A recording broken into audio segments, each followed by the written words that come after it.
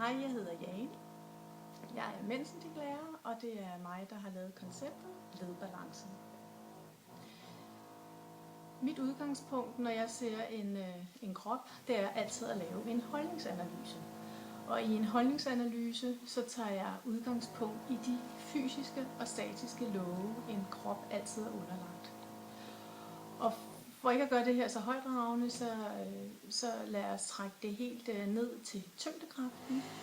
Newton sad i sin æbleplantage, så begyndte han at filosofere over, hvorfor faldt æblet lige ned. Hvorfor faldt det ikke sidelæns? Hvorfor slog det ikke kolbøtter? Hvorfor faldt det ikke opad?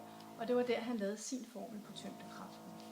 Den tyngdekraft, den er kroppen altid underlagt. Og ud fra den, så stiller jeg altid folk op, så man kan se, om man er i ledbalance. Det vil sige, at de store led er placeret korrekt oven på hinanden. Lige fra fundamentet, ankelledet, til knæled, hofteled og skulderringen. Og når man har stillet folk op der, så kan man lynhurtigt spotte, hvor det egentlig er, der skal sættes ind. Oftest ser jeg folk med rigtig, rigtig ondt i nakken, men problemet stammer ikke fra nakken.